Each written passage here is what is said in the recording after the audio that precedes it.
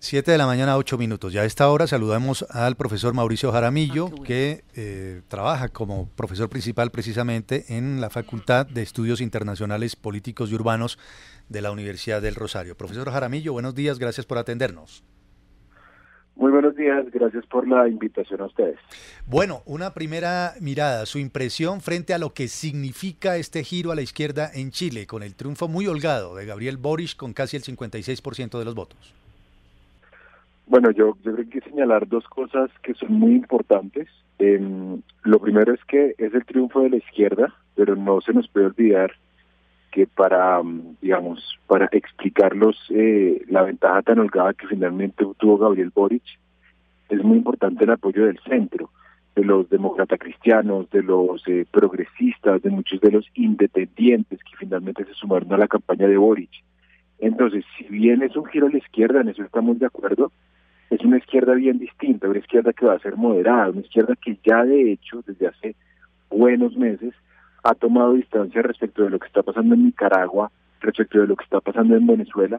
Entonces me parece que con esto nace una nueva izquierda, muy seguramente que toma las lecciones del desastre en Venezuela y de la deriva autoritaria en Nicaragua, y que tendrá como objetivo inicial reconciliar un Chile que está tremendamente polarizado.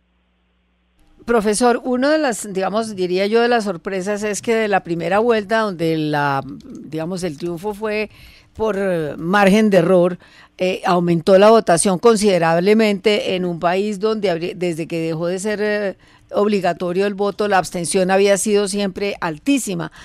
¿Qué cree usted que movilizó a esa gente, que hizo que los jóvenes serían como parte decisiva en esta como avalancha de nuevos votos que se dio en esta segunda vuelta? Había habido un desgaste muy grande, porque en buena medida toda la indignación de las protestas del 18 y del 19 se habían canalizado hacia la votación de la Asamblea Constituyente, en la que hubo también un récord de votación histórica, y me parece que se desinflaron en la primera vuelta, porque en la primera vuelta pues, básicamente las opciones del centro y de la izquierda eran demasiadas. Estaba Provost, estaba Marco Enrique Minami, estaba el antiestablecimiento Parisi. Entonces digamos que la gente venía ya cansada, insisto, porque pues los niveles de participación se van agotando. Era mucho más fácil votar a favor de una asamblea constituyente en la que la gente le decían, bueno, empecemos de cero, y otra cosa es votar por uno u otro candidato. Se cantaban las opciones, y cuando solamente quedaban dos, me parece que los jóvenes se sintieron apelados un poco porque el candidato que mejor reivindicaba las demandas de las protestas, quien mejor, creo que yo, se sintonizó con ellos fue precisamente Boric, y en eso tuvo mucho que ver lo que decía hace un rato, haberse conectado con los sectores de centro, los independientes. Eso hizo que un país acostumbrado, tal vez Chile es de los democráticos en América Latina con mayores niveles de abstención histórica, hizo que se revirtiera un poco la tendencia, y en buena medida creo que desaciertos de Kast en los debates explican que la gente masivamente hubiese decidido apoyar a Gabriel Boric. Sí, profesor Jaramillo, le quiero preguntar, en un proceso electoral como este, pues quedan heridas, ya lo veíamos ahora cuando leíamos las tendencias nada más aquí en Colombia, en que le estaban diciendo traidor al presidente Piñera, Sí. por abrirle el espacio al triunfo de Boric.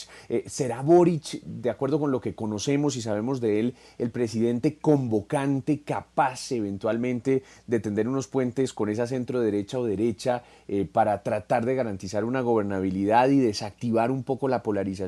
¿O lo que se prevé en los próximos meses es que esa polarización siga o quizás se acentúe? ¿Usted qué ve? A ver, yo creo que son dos cosas. La polarización en América Latina no va a desaparecer. Es un fenómeno, digamos, presente en casi todos los estados, sobre todo aquí en los estados donde hay democracia. Aquí la pregunta es si la polarización va a derivar en ingobernabilidad, que es un poco lo que está pasando, por ejemplo, en el Perú con este pedido de vacancia de Pedro Castillo. Y lo que hay que recordar acá es que si bien Gabriel Boric gana con un porcentaje muy importante y tiene un mandato amplio, no tiene mayoría en el Congreso. En el Congreso desde hace mucho tiempo no tenía mayoría a la derecha, y en ese sentido, lo quiera o no, por más de que haya ganado, insisto, con una ventaja amplia, Gabriel Boric sí o sí tiene que llamar a algunos sectores del centro, tiene que gobernar con la derecha, y si no hay un ámbito, si no hay un ánimo, digámoslo así, de reconciliación, de negociación con la derecha, pues básicamente no va a poder gobernar. Por eso yo creo que él básicamente adelantó en buena medida lo que va a ser su talante como presidente en estas semanas, desde la primera hasta la segunda fecha, y se mostró conciliador, que está dispuesto a abrirse, a negociar, porque obviamente pues la principal prioridad para la izquierda es que se apruebe en la asamblea lo que salga de la asamblea constituyente. Entonces, en ese sentido, claro, tiene que negociar con la izquierda, como ya ocurrió cuando la centro izquierda le entregó el poder a Sebastián Piñera. En ese momento la izquierda venía de una hegemonía muy larga con partidos de la Concertación y finalmente entendieron que tenía que haber alternación, y me parece que a eso se está acostumbrando Chile, y enhorabuena, porque hay una elección democrática para el resto de América Latina. Profesor, y específicamente, ¿qué significa que haya ganado un candidato tan joven, que representa, por ejemplo, a una generación que no vivió la dictadura en ese país? ¿Cuál cree usted que será el cambio de ese gobierno que se viene y los retos inmediatos que tiene?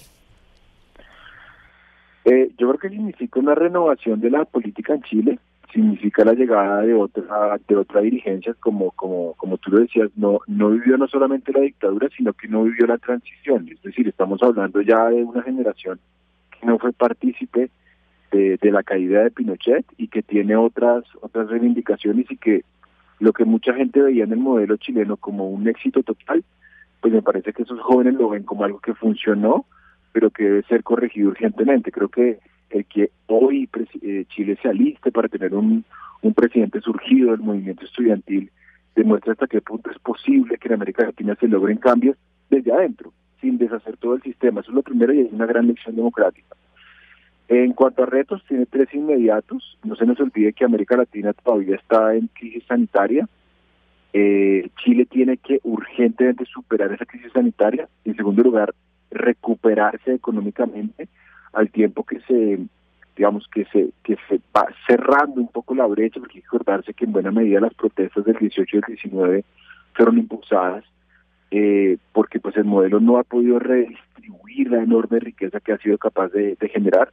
Y en tercer lugar, lo que hemos dicho, tiene que reconciliar a los chilenos en un momento de mucha división, y cuando, insisto, el legislativo va a estar en manos de la derecha, pero el ejecutivo ganó con una mayoría representativa de izquierda. Ahí me parece que hay un reto que va a poner a prueba el pluralismo chileno, y muy seguramente en la medida en que se acerque la consulta para aprobar la nueva constitución, el presidente tendrá que hacer prueba de mucha grandeza, apertura, consensos, para que Chile no vuelva a este periodo de polarización. Profesor, es verdad, como usted ha dicho, que la derecha no tiene mayorías en el Congreso de los Diputados, en la Cámara de Diputados, tiene 71 escaños de 155, lo que le da mucho poder, pero le quería preguntar por el último aspecto que usted ha mencionado ahí, y es que aquí estamos hablando de la presidencia de Boric y de lo buena o mala que pueda ser, de los retos que él tenga, pero como usted ha mencionado, en Chile hay una asamblea constituyente, una convención constitucional como se llama, y la constitución la tienen que terminar el año entrante, en principio a mediados del año entrante. ¿Cómo se puede gobernar un país bien si usted ni siquiera sabe cuáles son las reglas del juego, si usted ni siquiera sabe cuál es la constitución con la cual le va a tocar gobernar? La constitución con la que entra y se posiciona Boric es la constitución actual, la constitución del 80, la que ha sido reformada varias veces. Boric, hay que recordarlo, su principal movimiento es Apruebo Dignidad, y es el movimiento que promovió la nueva constitución. Es decir, él tiene un mandato muy claro, y es de promover la nueva constitución y hacer de que esta se apruebe efectivamente. Entonces yo creo que ahí no hay dilema. Me parece que es claro que las reglas de juego con las que él llega son las que están, digamos, sobre la marcha, y lo que él tendrá que hacer básicamente es acelerar el proceso, tratar de hacer campaña por el sí, porque obviamente, insisto, es un poco su compromiso como candidato, él como líder estudiantil. Y digamos que en su recorrido, cuando uno revisa un poco desde el 18 hacia acá, pues ha sido una persona siempre comprometida con esta nueva constitución. Entonces yo creo que no hay contradicción entre aceptar las reglas de juego, que es un poco la democracia, yo llevo con estas reglas de juego, y luego ser consecuente y decir, yo de todas maneras hago parte de un movimiento que quiere la refundación constitucional. Ahora, por lo que hemos visto, por el resultado de esta asamblea, la aprobación del sí tan apabullante que tuvimos hace 2 años y el porcentaje con el que llegó Gabriel Boric, lo que uno espera es que el próximo año esa construcción se apruebe, pero nada nos lo asegura, nada asegura que gane el sí, digamos, es lo más probable.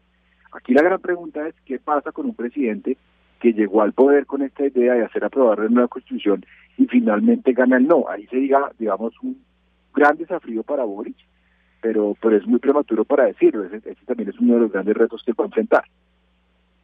Pues le agradecemos mucho, profesor Mauricio Jaramillo, por su análisis a esta hora aquí a través de RCN Radio frente a lo que ha acontecido en Chile. Es usted muy amable.